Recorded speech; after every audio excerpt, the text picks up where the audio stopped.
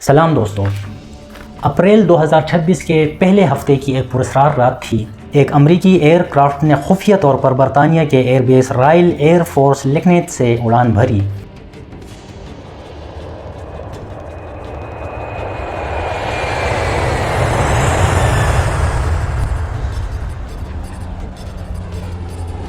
یہ ایک انتہائی خفیہ مشن تھا جس کی کانوں کان کسی کو خبر نہیں تھی۔ کیا آپ جانتے ہیں کہ یہ طیارہ کس مشن پہ تھا؟ کیا آپ کو پتہ ہے کہ دنیا جس وقت امن کے خواب دیکھ رہی تھی تب امریکی فورسز ایران میں داخل ہو چکی تھی؟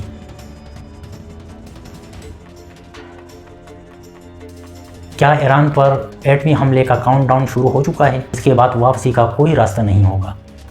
کیا اس خوفناک کھیل کا ماسٹر مائنڈ اسرائیل ہے جس کا واحد مقصد ایران کو گھٹنوں کے بل اور دنیا کو تباہی کے دہانے پر پہنچانا ہے؟ کیا اس ہولناک کھیل میں آخر تک امریکہ اسرائیل کا ساتھ دے سکے گا یا اپنی ساکھ بچا کر اسرائیل کو تنہا چھوڑ کر پیچھے ہٹ جائے گا؟ یہ ہیں وہ بڑے اور اہم سوالات جو آج اس ولاگ کے موضوع ہیں۔ میں ہوں نذیر ساگر اور آپ دیکھ رہے ہیں میرا یوٹیوب چینل۔ پہلے سوال کی طرف بڑھتے ہیں، جس کا ذکر ہم نے کیا کہ ایک خفیہ مشن کے لیے ایک طیارے نے اڑان بھری تھی۔ اس خفیہ مشن کی تفصیلات ابھی تک جاری نہیں ہوئی اور نہ آگے ایسے چانسز ہے کہ وہ جاری ہو سکیں۔ وہ کیوں جاری نہیں ہوں گی اس پہ آگے جا کر ہم بات کریں گے۔ دوستو، یہ ابھی چند دن پہلے ہی کی بات ہے جب دنیا کی نظریں خبروں کی پرچیوں پر تھیں۔ تب اپریل کے پہلے ہفتے کی ایک پراسرار رات کے وقت کچھ ایسا ہوا جس نے پینٹاگون کی نیندیں اڑا کر رکھ دی۔ ایک امریکی طیارہ F-15 اسٹرائک ایگل، جو ناقابل تسخیر سمجھا جاتا ہے اور جو ریڈار کی آنکھوں میں بھی دھول جھونکنے کی صلاحیت رکھتا ہے، وہ طیارہ ایک انتہائی اہم مشن پر نکلا تھا۔ اس کے قریب ہی اس کی مدد کے لیے ایک بہت بڑا امریکی طیارہ، بڑے پروں والا، ایک بڑی صلاحیتوں والا ایک طیارہ ہوتا ہے، A-10 اس کا نام ہے، کچھ فاصلے پر اس کی مدد کے لیے موجود تھا۔ اس کو کور دینے کے لیے بارڈر کے قریب دو اور طیارے C-130 موجود تھے۔ یہ جہاز کسی عام گشت کے لیے نہیں بلکہ ایک انتہائی حساس ہدف کو مشن بنائے ہوئے تھا۔ پائلٹ کا نام وائپرن 1 جو کہ اس کا کوڈ نام تھا۔ اردن کی سنگلاخ پہاڑیوں کو عبور کرتا ہوا جب یہ طیارہ ایران کی حدود میں داخل ہوا تو شاید پائلٹ کے وہم و گمان میں بھی نہیں تھا کہ اس کو نشانہ بھی بنایا جا سکتا ہے، کیونکہ یہ طیارہ ریڈار کو بھی چکمہ دے سکتا تھا اور ایران کے پاس چونکہ ٹیکنالوجی اتنی مضبوط نہیں تھی، اسی لیے پائلٹ کو یہ امید شاید نہ ہو کہ اس کو نشانہ بنایا جا سکتا ہے، کیونکہ اس سے قبل ایسے جادوئی طیارے کو نشانہ بنانے کی صلاحیت ایران کے پاس نہیں تھی۔ لیکن پائلٹ شاید نہیں جانتا تھا کہ ایران اب وہ پرانا ایران نہیں رہا تھا۔ طیارے کے ایران کے حدود میں انٹر ہوتے ہی ایران کا جدید دفاعی نظام متحرک ہو جاتا ہے اور دیکھتے ہی دیکھتے ایک دھماکہ ہوتا ہے۔ پائلٹ کے پاس صرف چند سیکنڈ ہوتے ہیں،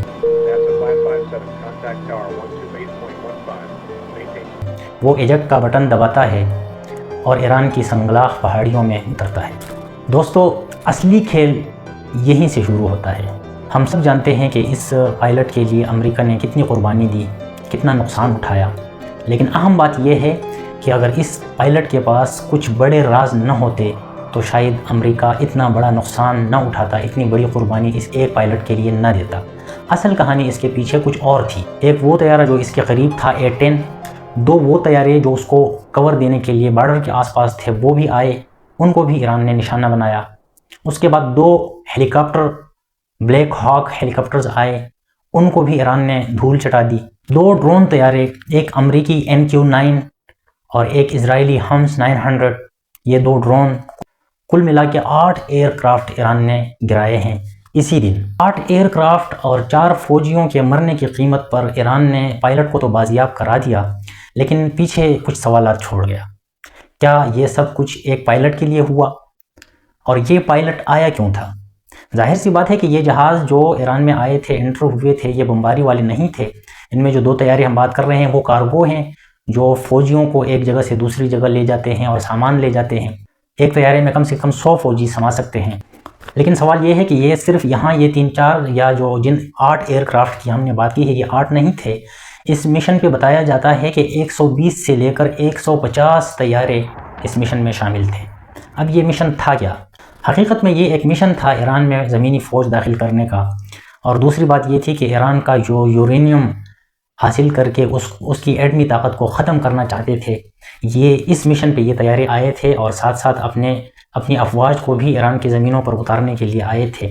چونکہ اس مشن کے کامیابی کے چانسز شاید ان کو بھی نظر نہیں آ رہے تھے، اسی لیے اس مشن کو انتہائی خفیہ رکھا ہوا تھا۔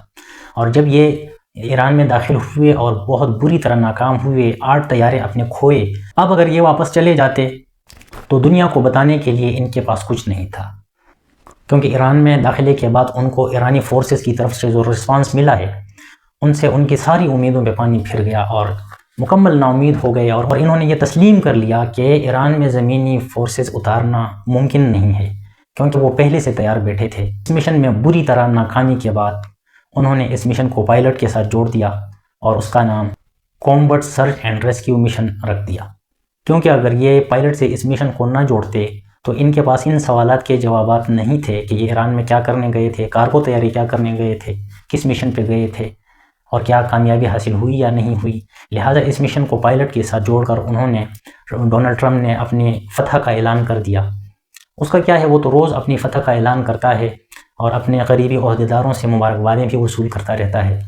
یہ تھا ہمارا پہلا سوال کہ یو ایس کی فورسز کس خفیہ مشن کے تحت ایران میں داخل ہونے کی کوشش انہوں نے کی تھی اور وہ ناکام ہوئے۔ آگے ہمارے جو 3 سوالات ہیں، چونکہ ولاگ طویل ہوتا ہے، اس کا جواب انشاءاللہ اگلے ولاگ میں ہم دیں گے۔ آپ سے گزارش ہے کہ اگر آپ نے چینل سبسکرائب نہیں کیا ہے تو سبسکرائب کریں اور بیل آئیکن دبائیں کہ میری ویڈیوز آپ کے پاس آتی رہیں۔ اجازت دیجیے، اللہ حافظ۔